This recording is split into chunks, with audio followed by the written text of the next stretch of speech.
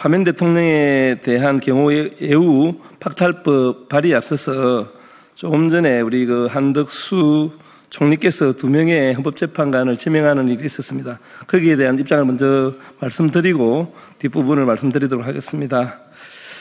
헌법상 대통령의 권한을 대행하는 자는 국정 연속성을 위한 임시적 지위에 불과하며 새로운 질서를 형성하거나 중대한 정책 결정을 내리는 등 현상을 변경하는 행위는 허용되지 않습니다. 헌법재판관의 임기는 6년입니다. 지금 임명하면 차기 대통령 임기가 끝나고도 대통령목 헌법재판관의 임기가 유지됩니다. 지금 대통령목 헌법재판관을 대행인 총리가 임명하는 것은 차기 대통령의 권한을 침해하는 것입니다. 이번에 지명한 이완규 법제처장은 계엄 선포 다음 날 대통령 안가회동에 참석한 것으로 나타났습니다. 내란 특검이 진행되면 내란 혐의로 수사 대상이 될 것이 확실한 자입니다. 한덕수 총리가 이완규 법제처장을 지명한 것은 내란 세력을 헌법재판소에 심고자 하는 또 다른 내란 행위라고 생각합니다.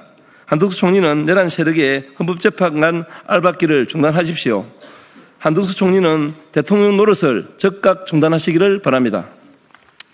다음은 대통령 등의 경호에 관한 법률과 전직 대통령 예우에 관한 법률 개정안과 관련해서 기자회견문을 읽도록 하겠습니다.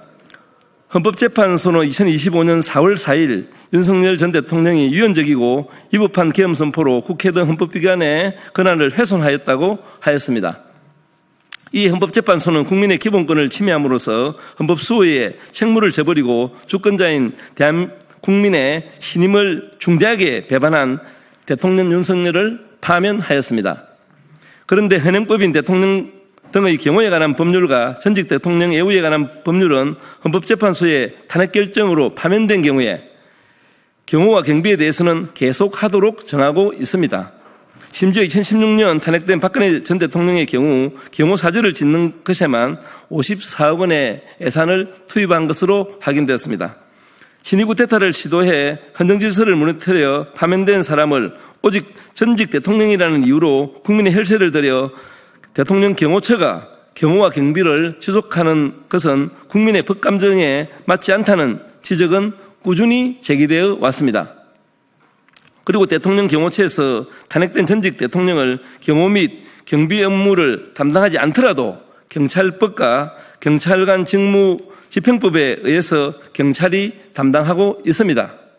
현재 전두환 전 대통령과 노태우 전 대통령의 배우자인 이순자 여사와 김옥순 여사의 경우 대통령 등의 경호에 관한 법률이나 전직 대통령 예우에 관한 법률의 대상이 아니라 경찰법 등에 의한 경호 및 경비 업무가 이루어지고 있는 것입니다.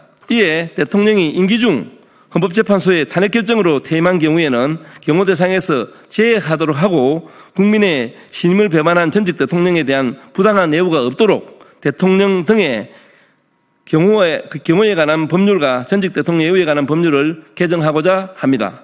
두 법률의 개정으로 국민 혈세가 낭비되는 것을 막고 파렴치한 국민의 배신자를 위한 항제 경호를 막도록 하겠습니다. 감사합니다.